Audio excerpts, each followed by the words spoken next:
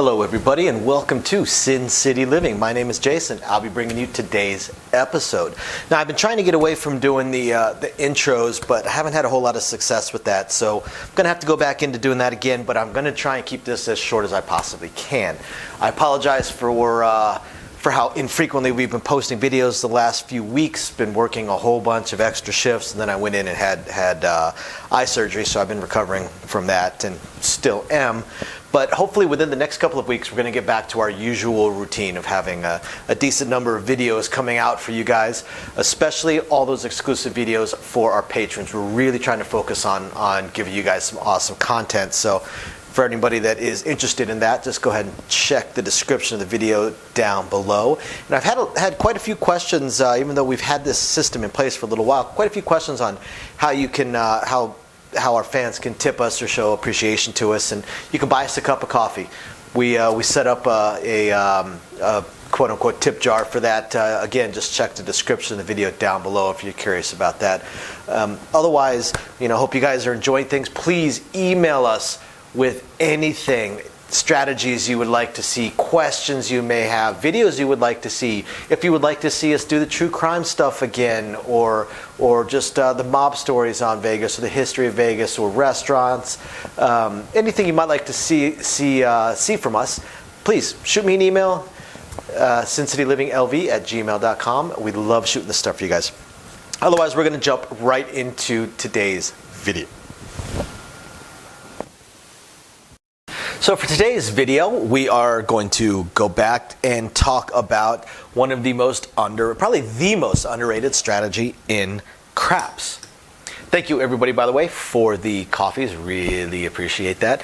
And of course, to all our patrons out there, look for video 4 of this one, where we will do live rolls on the site for you guys as an exclusive for all tier 2 and up members. And yeah, otherwise, this is what we got.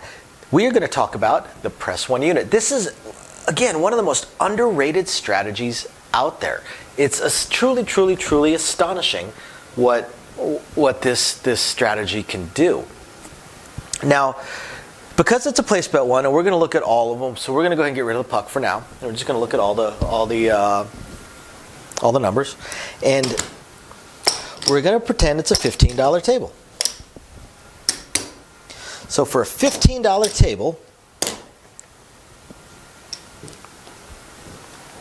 they will go 96 across, including the point, whatever the point may be, and then they're going to place every single number. Now, the press 1 unit is exactly what it sounds like. You're just going to press it up 1 unit at a time. Now, there is a point where a lot of press 1 unit players are going to shift away from this. The thing about the press 1 unit, it's got a couple advantages, a couple disadvantages. Obviously, disadvantage number 1 is that a PSO, 0.7 out, and you just lost 96 bucks. But again, like other strategies such as the mid press or the power press, you don't have to do every number. You can do just the 6 and 8 and press 1 unit. You can do just the 5 and 9. Maybe you want to do 66 even, or 66 inside, or 60 outside. You could pick your numbers. You can just do one number if you want and just press at 1 unit. So you're not necessarily committed to $96 per roll. But a lot of players will play at $96 per roll. Now, if you get that 0.7 out, okay, that's going to hurt.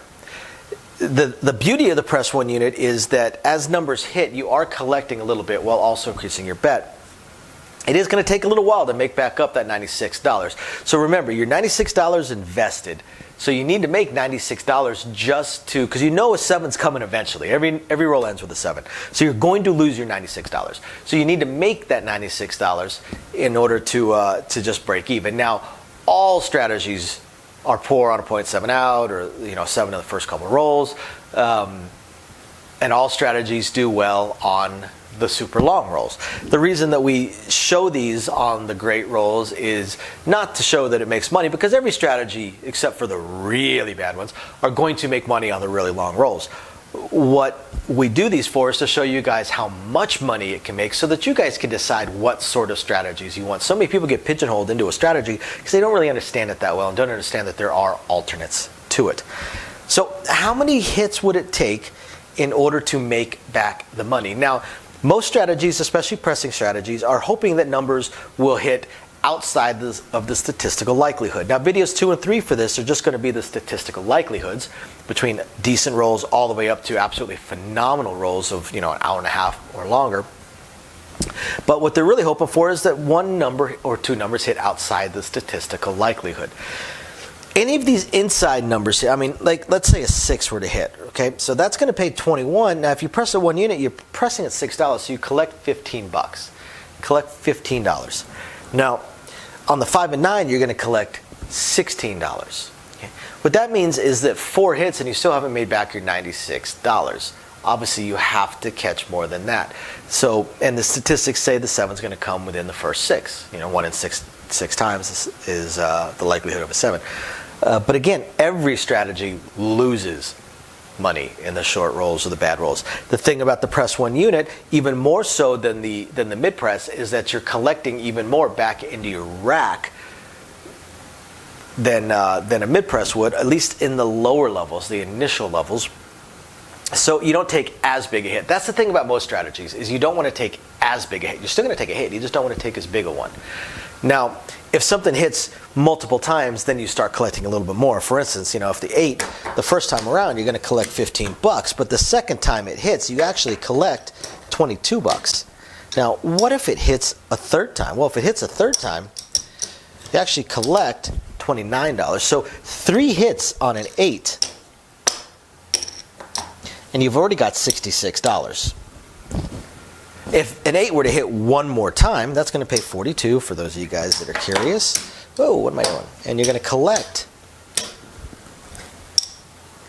right there. Now you have $102. You're actually $6 ahead if the 8 were to hit 4 times. Now again, statistically that's unlikely, but you have to remember there's going to be other numbers that hit as well during this, unless the 8 happens to roll 4 times in a row, which has happened. But you see how fast this accelerates as well, even though you're just pressing 1 unit. Now, a mid-presser would have gone, the first hit would have gone from 15 to 30, or from 18 to 30. So you've got one person at 24, one person at 30. Now, from 24, this player goes up to 30, while the 30 goes up to 42. And then the 30 goes to 36, while the 42 goes to 60. Then the 36 goes to 90, and that 60 is either going to go to 90 or 120, probably 90. So at that point where this player right here is at 42, they're going to collect $47 the next time. Well, no, they're not going to collect $47. Sorry, they're going to collect $42 the next time. Whereas the mid-presser is at 90. It's going to pay $105. They're probably going to go to $150, so they're going to collect $45. Only collecting a little bit more than the press 1 unit player.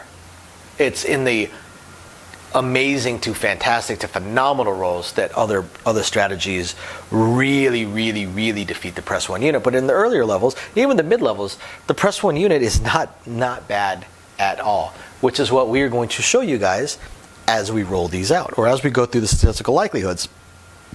So stay tuned, folks. Thank you guys for watching. We'll catch you next time. Bye now. Thank you everybody for watching today's video, and as promised, a little bit more detail on things that we are working on. So again, we want to continue trying to expand the channel. We're really hoping to be able to add roulette as soon as possible, and then some video keno, video slots, stuff along those lines. Unfortunately, it ate up almost all of our cash, paying off all of our bills during the month of January while we were down.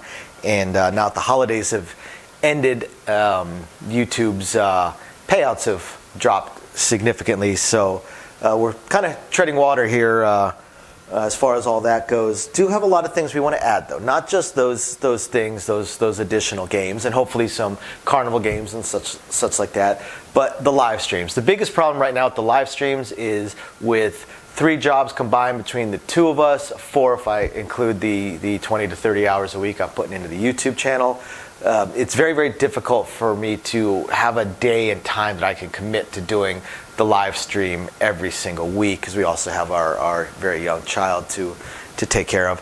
But I'm trying to figure that out. I'm thinking it's probably going to end up being on Monday nights or Tuesday afternoons, or possibly both. I intend to do at least one live stream exclusively for our patrons, and then another one on the YouTube channel. So possibly both days.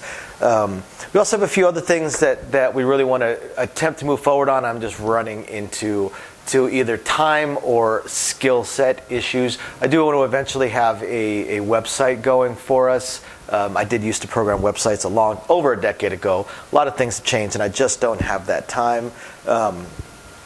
And not a whole lot of knowledge on the current state of building websites, hosting what sites can host, and how to build up the e-commerce stuff. So if anybody has any skill sets along those lines and would like to answer some questions or just help us out, shoot us an email, sincitylivingLV@gmail.com.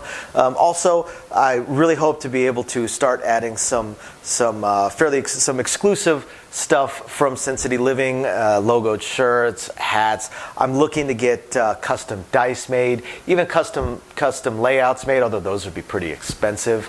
But I know zero about e-commerce and drop shipping and anything along those lines. So if you have any skill or knowledge in that area, please email me.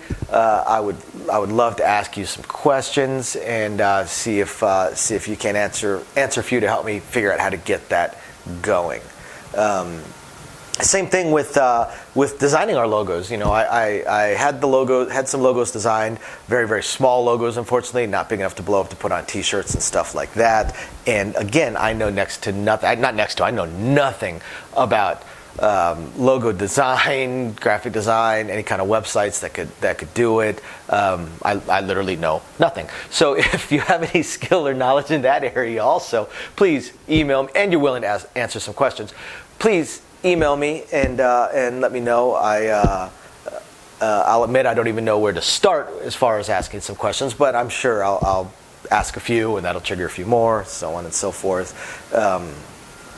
So yeah, there's that, and of course we do hope to continue to improve our AV setup, but I am an AV moron, so also right there, if you have any skill sets or knowledge in that area, please email me, and are willing to answer some questions.